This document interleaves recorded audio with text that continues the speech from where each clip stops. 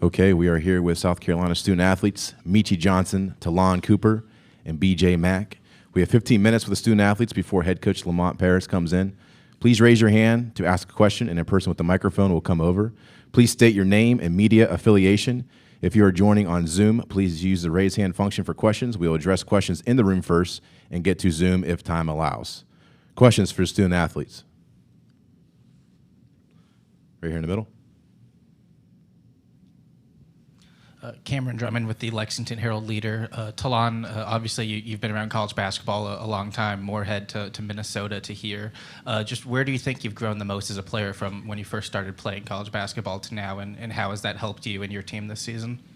I would say just become more of a leader.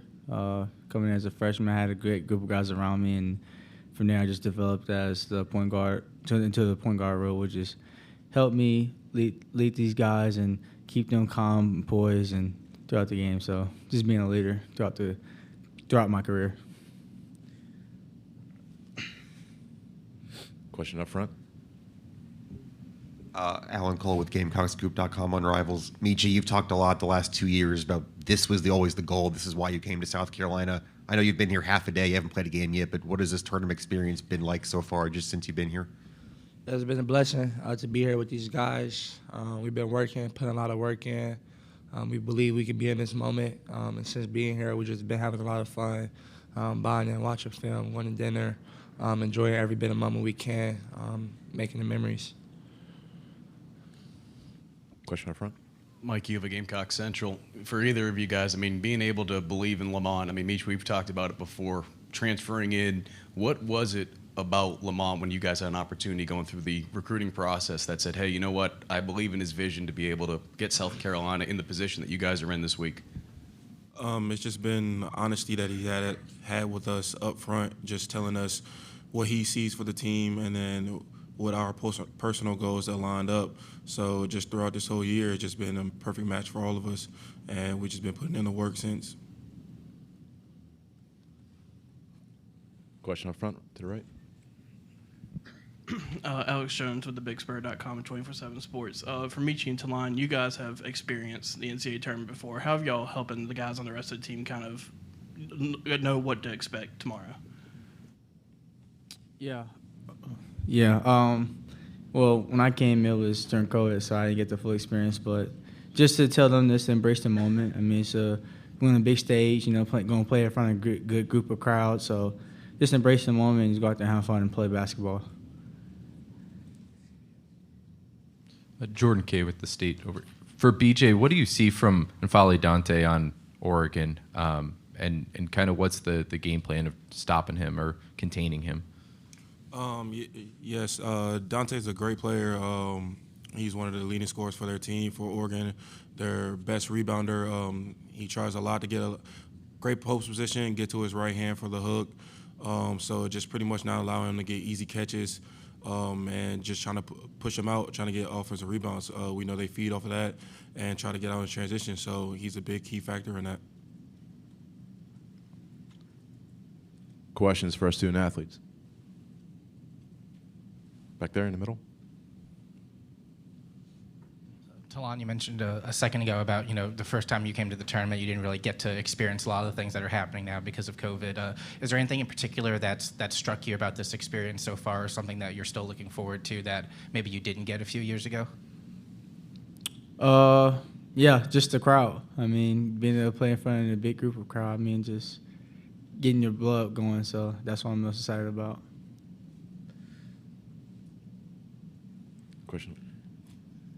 Derek Scott, Gamecock Sports Network. Meechie, when you found out you get to come this close to home and play, obviously you guys were excited just to make the tournament, to be a part of this. But when you found out it's going to be Pittsburgh, as close to Cleveland as you could be, what went through your mind, and what has it been like in terms of the family and the friends who are, I'm sure, wanting to be a part of this for you?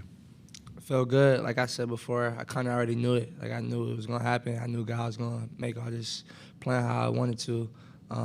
And got a lot of family and friends coming down to support. Haven't got to play in front of them since high school. So just being able to see all of them come to the game, It's going to be a blessing. And I got a good group of guys around me that's going to be there working hard throughout the whole game, trying to win. So it's exciting. Question up front. For Meechie and Talon, obviously a lot of focus on Jermaine Couisnard being a former Gamecock. What do you see on film from him, and is there maybe a guard you faced in the SEC this year that's kind of similar to how he plays? Meechie, you want to go first? I mean, yeah, he's a good player. Still watching a lot of tape on him, but obviously he's a good player. Played here before. Don't know too much about him, but we'll see how it goes tomorrow. Talon? Yeah, he's a good downhill driver. Could shoot the three ball really good. But I couldn't compare him to anybody in the SEC, but he just plays his own game and gets to his spots. Jordan K. from the state. When Lamont talks, he seems to have such a passion for basketball.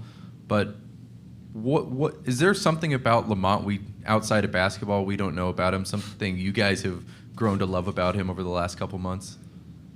BJ, you want to start?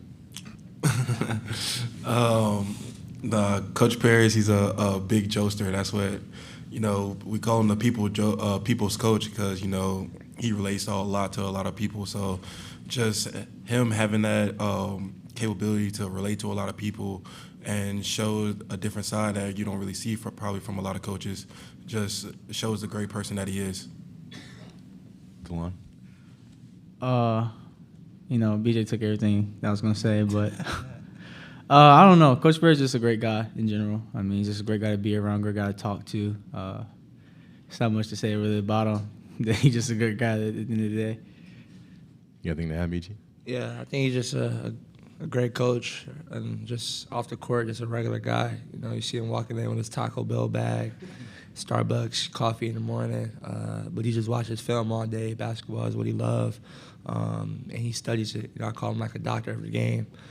He really knows the game. He makes it simple for you. So all around, just a great guy. Question up front.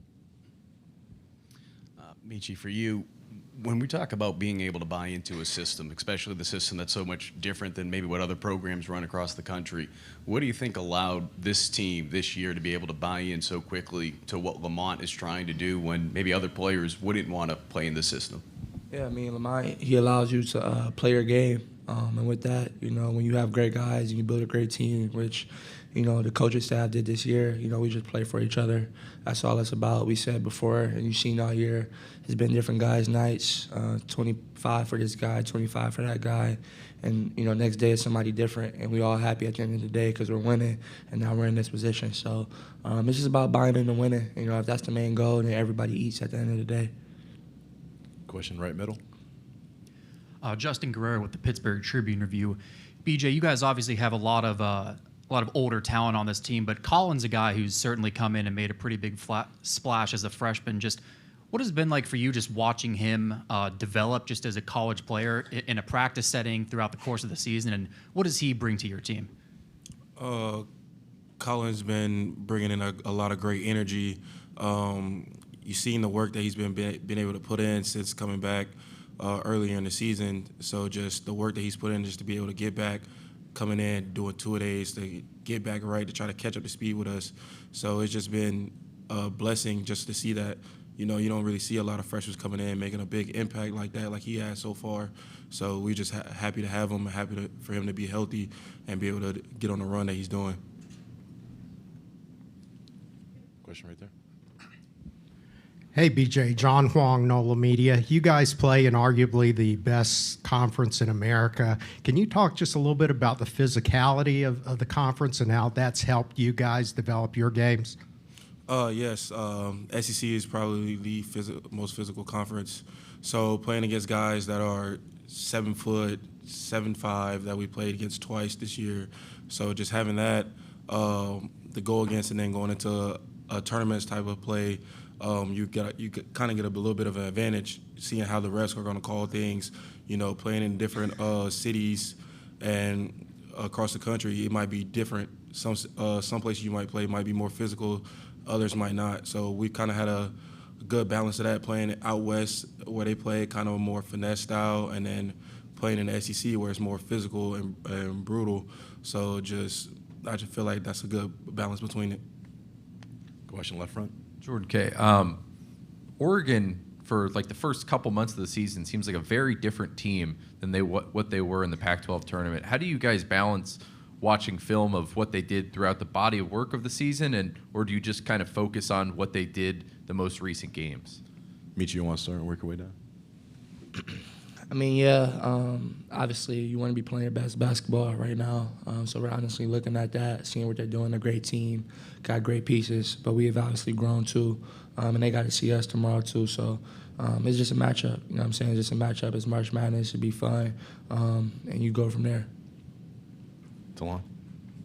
Yeah, like we watched film on their recent games, and they're playing some really good basketball right now. But also they haven't faced our defense, so we'll put that to test tomorrow. BJ? Yeah, it's kind of looking back at their games earlier. You got to see a lot of like how they're grown and how the pace of play that they played at from earlier, but they're playing great basketball right now. So you really want to focus in on really how they're playing right now. Any more questions for our student athletes? All right, thank you. Thank you. Thank you.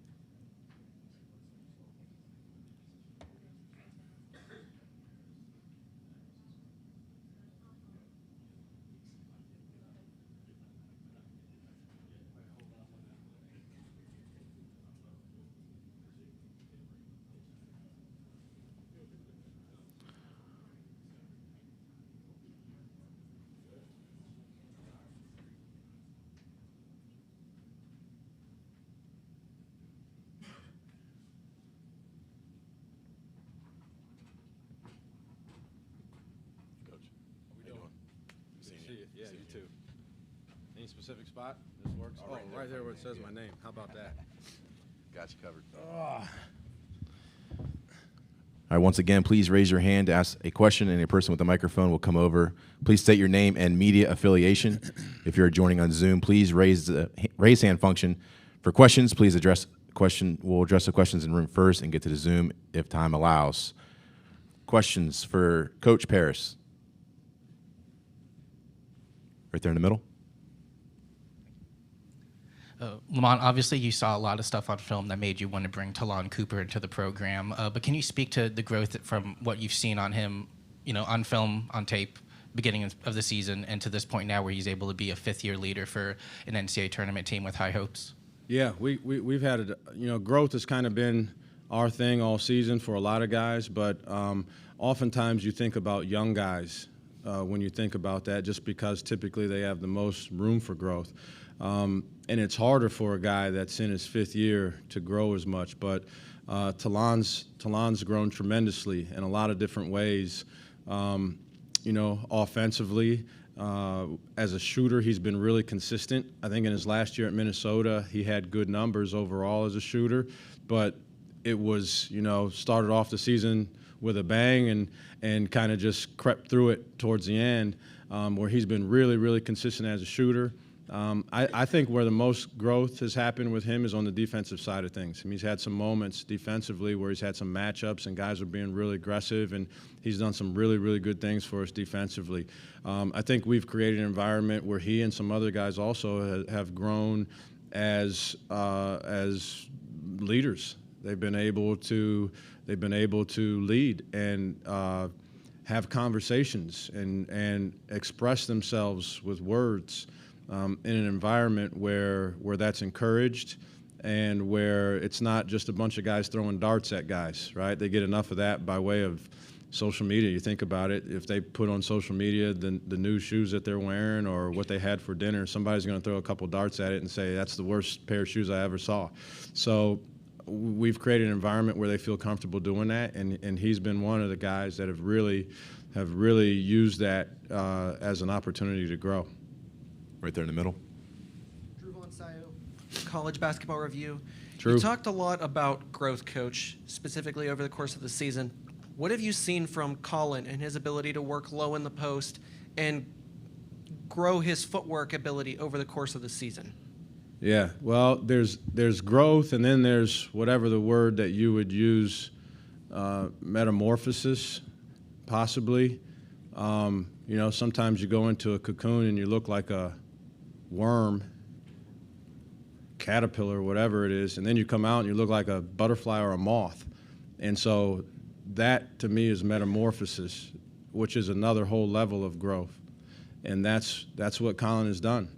When you think about how far he was behind due to mononucleosis, he had an incredibly productive summer for us. He completely changed his body going into his senior year. A lot of people might not know the commitment and dedication that it took for him to do that in terms of changing eating habits and being consistent with his cardiovascular development and all that kind of stuff. So then to come into college and to contract mononucleosis and then go backwards, I think he lost 20 to 25 pounds at one point. And so from that first time that he was physically able to compete in a college game to who he is right now, it's metamorphosis. I mean, he was out there just trying to affect the game as a rebounder and as an active player. Now we run some offense through him. He scores with little effort. His ceiling is so incredibly high. It's really hard to put it into perspective because he's still not there. As crazy as that is, he's still nowhere near the player that he's going to be. But he's grown quite a bit throughout this whole season. First row. Alan Cole, GamecockScoop.com with Rivals. You said on Sunday you hadn't seen much of Oregon this year. Now that you've watched the tape, what stands out about them? And is there maybe an SEC team you face that is kind of similar to Oregon in terms of style or what they're going to bring? Not necessarily. I don't know that there's a good comp in our league or even anyone on our schedule that we played that would really work to prepare us for what they do. But they're really talented. You want to talk about growth? They've had a lot of growth as a team too. They've just due to injury and whatnot. They've had a lot of different lineups and guys in and out, and so.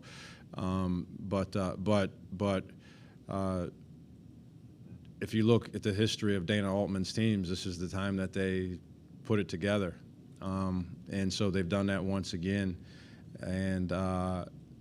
But it's a very versatile team. They can score in a variety of ways. I mean, they can beat you up on the inside. They also have some accomplished scorers on the perimeter. They're capable of shooting the ball, but what they really do is attack aggressively, and they're really effective at that. But talented team that is also playing their best basketball right now. And I keep saying that. I think when you get into the NCAA tournament, you're going up against a team that's really talented, or you're going up against a team that's extremely hot, or sometimes you go up against a team that's both of those things. And so you have to play well. You have to play well this time of year, and certainly they are playing well. Right middle. With the Pittsburgh Tribune Review. Just another question for Colin for you. I'm curious, just what has he been like in his first year collegiately, just in terms of his coachability, willingness to learn, asking questions, things of that nature, and what are some of the keys for him to continue to elevate his game? Yeah, he's been extremely coachable, I would say. I think that's one of the strengths of our team. We've been extremely coachable this year as a unit, and he has been really coachable. I'll tell you what he does more so than the typical true freshman is he accepts responsibility. It doesn't mean he always gets it right. He doesn't. But he always accepts responsibility. He rarely shirks responsibility. When something happens on the play and you point out, he will take responsibility for it. And then I think by acknowledging those things and accepting responsibility, then you're more apt to try to change what you did that last time versus the next time. And I think that's a key to him being able to continue to grow throughout this whole thing. But extremely coachable. But in terms of next stuff for him, maybe 365 days we'll be back here and I'll look like Nostradamus. But he's got such good touch, Colin does, that there's a world where we're running plays for him to shoot the ball from the perimeter. We could ball screen for him, which we haven't really done that. I'm telling you, the guy's ceiling, who knows when he gets there, but the guy's ceiling is really high. But I think in terms of growth, those would be the next things that would be able to unlock another level of productivity for him as a basketball player. Front left. Coach Mike Uva, Gamecock Central. With so many new faces on this team this year, we talk so much about, from a coaching standpoint, when a coach comes in, okay, players earning your trust, but it works both ways in sports. What do you think has allowed this team to trust you and believe in what you envisioned, especially after being here just 2 years and after the year you guys had in the transition year in your first year? Yeah, I think some of it starts in the recruiting process when you show what you're about, and after a year like last year, and last year was my first year here, you have to use vision. They have to trust in your vision. So some of it is how you frame the vision up and what have you done in your career and in your history. These are things that I like. These are things that I value. You do those things well. Also, if you look back at my track record, teams that I've been around have been extremely good with those values, and you fit right in there. And so I think that's what it is that initially earns their trust. I think they trust your plan and how it fits their vision. I think that's the first level of trust that has to happen. Then when you get here and those things are aligning up the exact way, trust is emboldened even more. And then I think when they spend time around you and they hear you say the things that you say, I don't think there's one guy on our team that believes that this whole process is about me, that I think that this whole process is, I don't think there's one guy on our team that thinks that for a second. And so because they know you're about them and you're here for them, then I think it's pretty easy to get them to trust you, and you tell them the truth and they believe that it's the truth. And then once you start playing games and there's success, then then it's a little bit easier to do that at that point. But I think the big part once they get here is that they have to know one way or another, when all the dust settles and the smoke clears, that you are for them. And again, I don't think there's any one guy on our team that doesn't believe that wholeheartedly. Left, second row. Jordan K. with the State. You've had so many NCAA tournament experiences as an assistant. Is there something that Keith or Bo Ryan or even Greg Gard did that you take with you now when you bring teams to the NCAA tournament? And is there a way, do you mesh all the different things you liked about the way those guys handled it that you take with your team now? Here's what I'll say. I think for the most part, at all those places, all the great coaches that I've been blessed to be around and work with, I think it's what we did leading up to the tournament, whether that was conference tournament, NCAA tournament, NIT, any sort of postseason play. I think it's by and large all the things that we did leading up to it that made it to where you were bound to have postseason tournament success, because everything to the guys was kind of the same, even though none of it's the same. None of it's the same. Their families aren't going to act the same. People that have never come to a game are going to travel to a game because it's the NCAA tournament. Nothing is the same. There's more media. There's more scrutiny. None of it's the same. But in all those places, we had prepared so consistently. And I think that's part of the reason why this team has had a lot of success away from home, because we've prepared so consistently that performing, and that's what you want to do, is get out there and perform, it's a little easier to get through the other stuff to just getting down to playing to the nuts and bolts of playing basketball, having fun, and then performing. To the right, second row. Alex Jones with theBigSpur.com. Obviously, Talon and Studi were battling some injuries from the SEC tournament. I was wondering if you could provide an update on those guys. Yeah, I think there's been good progress on behalf of each of those guys. I think Miles Studi, his injury was a little more significant in that he had to miss some game time, but he's made good progress. So I expect him to be available at some level. We'll see what that looks like in terms of what percentage of his usual self he is in terms of mobility, in terms of absorbing contact and being able to continue to play the way that he needs to be an effective piece for us. And then Talon was the same. I think he's at a pretty high percentage of full health, and he'll be ready to go. Probably got time for one more. Any more, Coach? Last question right there. Hey, Coach. John Huang, NOLA Media. John, you had three of the guys up there before you, and they all seem so calm and collected. And I've watched you in big games, and I guess I want to know, what is the secret? I know the players feed off their coach. What is your secret of staying so calm? I think it leads back to what I just was saying in the other question. So much of my belief and our belief comes down to our preparation and what is happening in our preparation and our conviction in what we do, our belief in how it works out for us to win, and the reproducibility of those things. I don't think we have to break any records in terms of three-point field goal percentage in order to have success. I think when you have such a belief in your process, such a belief in your system, such a belief in your guys, that's me and them, and that's them and me, and what we do, that I think there's no real overreacting.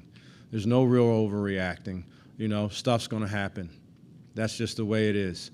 And the sooner you can accept that it happened and figure out what the next thing to do and maybe how to prevent it from happening again, what the new normal, that was a phrase that we were all getting accustomed to, wasn't it, a couple years ago? Whatever that ends up being in a college basketball game, whether that's, all right, our starting point guard or center has his fourth foul with 9 minutes left. Well, what's the new normal now, and how do we do that, and what does it do?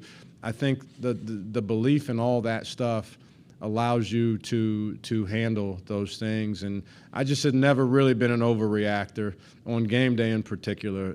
At practice, there's sometimes I'll turn it up, but I need a result, and we need something to happen the rest of the practice. We get on game day, guys got to play.